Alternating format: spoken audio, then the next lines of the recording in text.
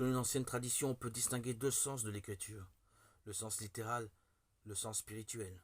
Ce dernier étant subdivisé en sens allégorique, moral et anagogique.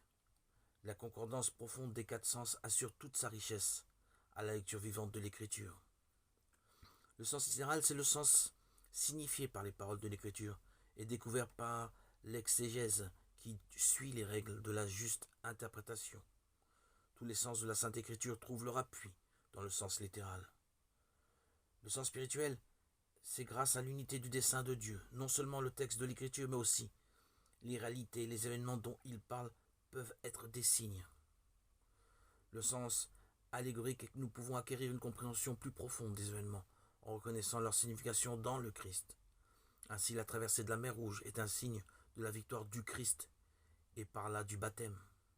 Le sens moral, les événements rapportés dans l'Écriture doivent nous conduire à un agir juste. Ils ont été écrits pour notre instruction. 1 Corinthiens 10, 11. Et enfin, le sens anagogique.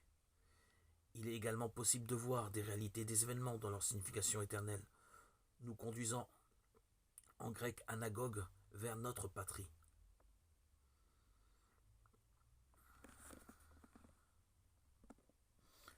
Un distique médiéval résume la signification des quatre sens. Le sens littéral enseigne les événements. L'allégorie, ce qu'il faut croire. Le sens moral, ce qu'il faut faire. Et enfin l'anagogie, vers quoi il faut tendre.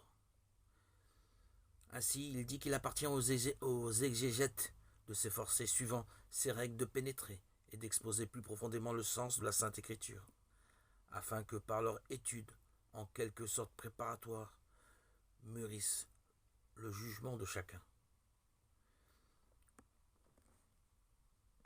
Son évaluation, son interprétation, tout cela régi par l'Esprit Saint qui nous guide